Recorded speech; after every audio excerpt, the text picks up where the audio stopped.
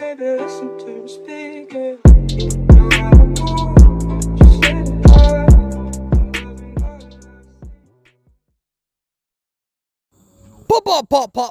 Persuable. What's going on, boo-boos? We got a lot of buffs that we got to talk about in this video. I do apologize. I don't have footage on each individual character, but I do want to give my thoughts and opinions on all of the balances. These are two legendary rank mode games from last night, so I hope that you can enjoy them while we casually speak about some of our favorite characters in the game. First, let's talk about Dancer. You see that Dancer's going to be buffed, have a 2-second sort of continued usage of the music boxes when you leave that area. I think that this is a good idea. The devs have made it clear that they think that her abilities are strong. It's just that they're not good enough in regards to rotation. And I hope that my translator translated this correctly, because rotation, it is a term that we were one of the first people in the channel to use. We kind of defined a lot of that tight kiting, transitional kiting, rotation. So it's good to see that those terms have caught on over the past 2 years. I remember when I first started using those terms, people are like, oh, in Dead by Daylight, we call it looping. And I'm like, I don't give a fuck about Dead by Daylight. All right, I know.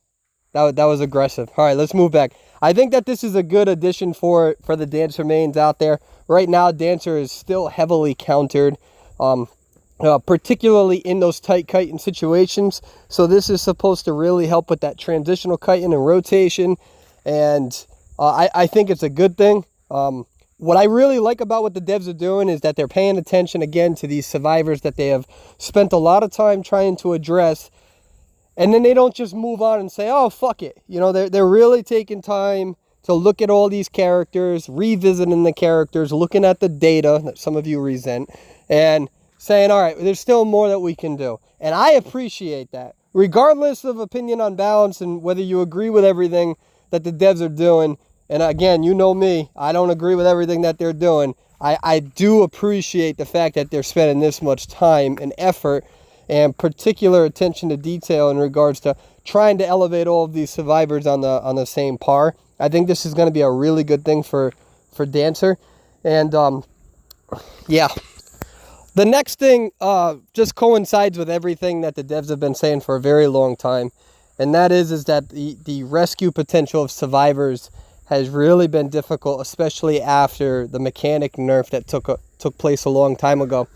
And so they look at Coordinator and they say, okay, Coordinator's rescue ability has really been hindered. And especially now that you have people like Sculptor, you have, you know, Violinist, you have those sorts of characters that have been introduced after Bloody Queen. They're looking at this as like, all right, we need to increase her rescue ability as well. She does have the flare gun. However, she's easily countered now that more hunters that are being released have stronger defense on the rescue, and especially intercepting these sort of characters. That's why you see Mercenary being utilized so much, because of the ability to transition on those big maps like Lakeside and Moonlit, as well as the ability to absorb 2 hits and not immediately go down, unless it's Photographer, of course. I think this is a good thing. This is going to help the Coordinator get to the chairs a little bit faster. Their ability to avoid some of those abilities, such as Violinist and Axeboy and Sculptor. I think what's interesting, I mean, I don't think it's going to ever get played, but there is a persona on the north wing that increases movement speed when you're running towards a rocket chair as well. It'd be very interesting to see if Coordinators double up on that tactic, because next thing you know, it could have like a 9 to 11% increase. I don't remember the number on top of my head, but I'll try to put an image on there. Again, I don't think that's going to be a meta move, because Coordinators still need to be able to kite. That's the more popular one. Being able to build up towards that movement speed bonus, but in terms of kiting. But yeah, I welcome this. It just coincides with everything that the devs have been saying for a long time. And that is that survivors, they are struggling with their rescues, and they have been balancing the game for the past 6 months on that, and it's time for everybody to catch up with that. So I welcome this move, and it just coincides with the idea and vision that the devs have been consistently stressing now for many months about the problems of imbalance. And again, I'm going to say this again. I don't care if it annoys people because, you know, again, this is my channel and I talk about what we see as the facts. And that is that that's why queue times for hunters in China server has been so long.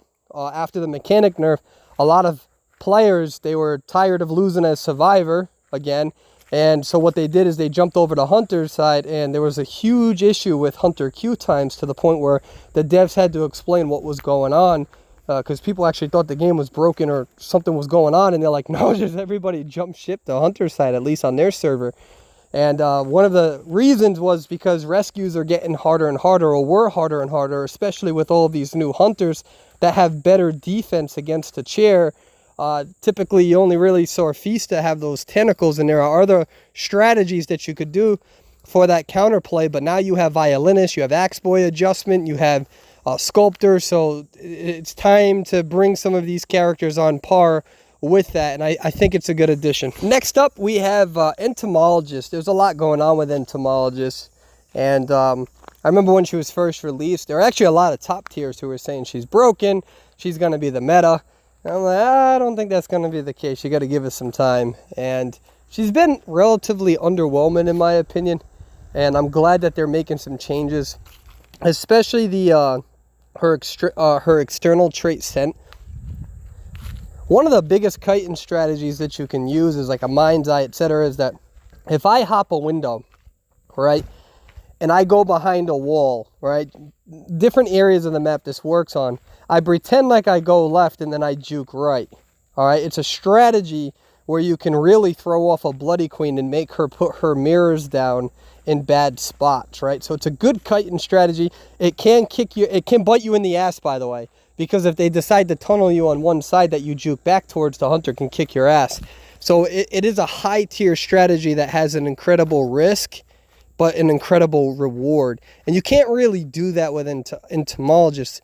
You can't do it as well, especially since a hunter can still see you for 5 seconds. So I'm glad that they're mitigating that down to 2 seconds. In my opinion, I don't even think that they necessarily need this trait at all. I don't really see the point in it. Entomologist is not scary to begin with. That's just my opinion. They also have the swarm. I like that the swarm is not automatically going to hit the survivors, so the survivors are going to have a little bit more leeway in regards to whether they want the swarm to affect them or not. I think that's an incredible buff. I think that's a really big point. And I think the movement control of the swarm is a big thing as well. I don't really see Entomologist being practical. I think that there are ways that you could potentially use her, but I think that even with these adjustments, it's not going to be anything significant. Will she be better? Sure. But I still don't consider her really that big of a dangerous character. Can she be destructive and annoying for some hunters? Sure, but there are still way better options that you can use over Entomologists. And I think that this buff makes sense, but if they want Entomologists being considered a more serious character, I don't think this is going to be enough. However, I do like the approach of slowly adding things to characters over time to see what the overall effect is going to be, which is my concern about the cowboy adjustments, where they're removing one tap lasso, removing the speed boost, and also allowing you to use excitement. It's kind of overkill. There's so many different things that you could do. So I like that sort of strategy to do it over time because it also shows that you're paying attention to it. I think Entomologist is still going to be a very underwhelming character. I think that, you know, there's always those people who are like, you know, I think she's underrated, you can use her. It's not that she can't be used in any situations at all. There's always certain situations that all characters can be used, but in the global scheme of things, I think she's quite underwhelming. Next up, we have Lawyer. This is really good. I like this adjustment. So pretty much when the Lawyer decodes 100% while holding the map, he'll gain a 20% decode and buff. And once the map is used up, the effect will disappear. So if he has changed the map, he will need to decode another 100%. Other survivors will not receive this effect. So this is a very interesting thing because Lawyer traditionally was supposed to be a character that helps people decode. It was a character that's based off of Dwight, I believe, in Dead by Daylight. So when they did his entire adjustment, one of the bigger concerns was, although he was much better with the adjustment, they kind of removed his whole kiting thing, right? His decoding aspect. And there was a little bit of controversy over that because it did change his character into a more of a kiter rather than a decoder, where Lawyer was traditionally a decoder. You're seeing the same argument about Mind's Eye and her vision, which really doesn't change her role, just makes her gameplay easier. But more so Cowboy, we see that discussion about how he's a harasser and it's changing him more into a kiter. And by moving a character into more of one category doesn't mean that they're still not part of that other category. And with Lawyer, we saw that his decoding aspects were completely removed. And so that kind of annoyed some people, but being able to use the map in a way that they did, it kind of offset it. And people were like, well, Lawyer was so garbage that whatever, anything is better than nothing at that point. And so now the devs, I'm really excited about this because they're kind of returning to the roots of Lawyer's traditional role, where he's supposed to be a decoder. And what he's going to do now is you do a full cipher at 100%. Now you're going to have that buff in terms of decoding. And I think that's really strong. I think that's strong. I don't think he's going to be an S tier character, but this is going to make him a hell of a lot stronger because I still think that Lawyer is one of the best rotators, if not the best rotator in the entire game. Because unlike Mind's Eye, he doesn't have a cane that causes auditory cues, and you can rotate a lot of these hunters very easy, especially if you ban Wu Chang, because then you don't have to worry about the mobility, and then you force a hunter to have to use teleport. And if he can evade, right, he's an evasive sort of figure, just like Explorer is, that's really going to help your team. You're only going to decode 10% slower than a Mind's Eye, which isn't bad at all after your first cipher. So what I would like to know, though, is it says 100% decoding. Does that have to be the same cipher, or is it 100% overall that allows you to touch and go as the game progresses? Either way, this makes Lawyer much more scary because his entire role is about evading. And this is going to reward him for being able to evade the hunter as well as return to his roots as a primary decoder. I genuinely think that this is one of the best additions to the game, and you're not going to understand this if you still think that this game is, as of now, survivor-sided. It's not, and that's why they're making these adjustments to make him more formidable in the same category as Mechanic and Prisoner in terms of that decoding. This is very good. He's going to be very scary. His rotation skills are going to be really on par using that map, but you got to learn how to preserve it and not use too much. All right, guys, there's going to be a little bit of wind in the background of my mic. I do apologize for that. Let's talk about Axe Boy adjustments. So according to the devs, they feel like the Axe Boy needs to be buffed a little bit, where his skill can, the height is a little bit higher, or a lot of bit higher, if you will. So this is supposed to help with that counter strategy. It was a popular strategy of trying to utilize stairs and tactical advantages around the map. Apparently, according to the devs, it's too big of an issue, so they want to increase what Axe Boy's skill can translate over, especially using orbs. I don't really have an opinion on this. A little bit of me thought that there is an advantage for survivors to use the map accordingly. There's a certain level of expertise that comes with that to manipulate certain points and certain portions of the environment to use to their advantage at various aspects of the match.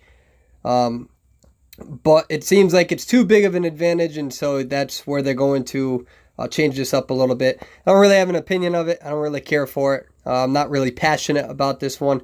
So in situations like these, I'm like, all right, let's do it. All right, so we see that a clown adjustment increased the upper sensitivity limit for the clown's rocket dash, so that now when the clown uses his dash, players can increase it in the settings. Sounds pretty cool to me. And clown can now enter the priestess's portals while dashing and get stunned after. I think that's a good addition, to be honest with you. The fact that you couldn't go through a portal while you're dashing and the most you could do was damage it. It was very difficult, especially on maps like Moonlit River. And so I think that this is a good balance measure. I genuinely do. You guys know how I feel about Priestess in general. and I think that it'll allow clown users to have a little bit more flexibility now on maps such as Moonlit, where they don't have to really worry about this counterplay. There are a lot of top tier clowns that like to play on those bigger maps. They're a little bit more open areas, and with expert controls, he's a nightmare to deal with. Sprinter's clown on Moonlit is just a pain in the ass, and we've seen clown banned on Moonlit in tournament gameplay because of him.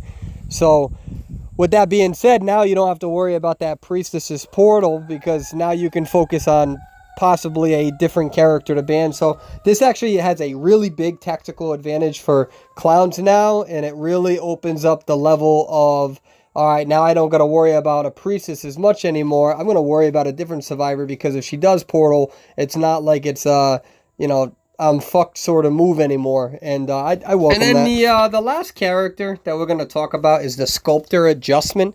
It's not the word adjustment in terms of, it's more like fixing the character in general, but I do understand why they use the word adjustment. And I agree with this, because there are times where a sculptor, they're using their ability and it's making me move, and I feel like I crash into an object but I take no damage. I have definitely seen it. It's more like a bug. And they're going to improve the feel of the Sculptor. And I know that there's a lot of opinions right now as to whether Sculptor is overpowered or not. I think I may be in the minority of not really feeling like Sculptor is overpowered at this point. Especially early game, if you can counter those statues. And it really comes down to the characters that you're playing. A lot of non-meta characters can really struggle against her, and that's exactly why they're non-meta. So you need to remember that not every character is going to be able to counter characters equally. There are better characters, and that's something that I try to teach to the people that I play with, especially viewers when I'm playing with them. I'm letting them know, listen, I have some people who keep dying match after match, and they feel really bad. And, although it can get annoying sometimes, you got to let them know, hey, you're not playing the meta. You're playing characters that are really difficult to use, and that's the consequence of such. That doesn't mean change the meta. It means understand what you're picking and what that means. So I think Sculptor, there needs to be more consistency with those statues. I know a lot of people are complaining about her. And, hey, there might be valid complaints. I'm actually not taking a position here and telling people that their complaints are not valid. I'm just simply saying that as of now, the character, she's bugged. She's not working correctly. And that must be super frustrating for Sculptor users, where characters are getting pushed around and not taking damage when they probably should take damage. And so I welcome that. That's going to give us a better idea of really how overpowered she is, if she is overpowered, or how powered she is. So, again, I welcome this sort of adjustment. I welcome most of the adjustments that we're seeing. I think that they're all relatively good. I don't agree with the Cowboy one. I already made a video on the Cowboy. I made a video on Explorer. I made a few videos on some of the various aspects of the survivors and hunters being changed. The last thing I'm going to do in this video is talking about the Cowboy. What I urge the developers to really consider is taking their time. Regardless of whether you're for or against a one-tap lasso, whether you're for or against the excitement ad, whether you're for or against a speed boost change, one thing that has not really worked well for the devs is when they nerf a character too quick, too fast. We've seen that with Clown. I think it was Season 1 or Season 2, where they nerfed his ability to find attachments, and it was so fucking bad nobody could find any of the dash attacks, etc. And it led to a huge balance issue that they had to go and correct numerous times. Traditionally, they have slowly nerfed characters over time to observe how it would affect the meta and how it would affect how characters are being played, and giving characters time for counters. We've seen Priestess slowly nerfed over time. We've seen Mechanic slowly nerfed over time. We've seen Bloody Queen slowly nerfed with the mirror not exposing Explorer. We've seen the mirror not being able to be utilized in 8 seconds. We've seen a speed reduction. We've seen a duration decrease. We've seen her nerf numerous times. Dream Witch, same thing now. We've seen her nerf slowly, and they recently did the whole increase the removal of followers thing. So and then we've seen we've seen situations where sometimes it takes too long to nerf a character. We could actually use that example on Mechanic, and that was, for those who don't know, Mechanic used to increase everyone's decoding speed by 8%. It was ridiculous. So my point in the matter is that I really recommend they slowly try to figure this out, especially since there isn't rampant abuse in a sense where we see this in every single match and every single gameplay like we've historically seen with characters such as Mechanic and Priestess. I think doing too much at once is just going to cause more headache than not. That's just my opinion, and I thank everybody for being respectful and being civil for those who actually are. Thank you. Bye.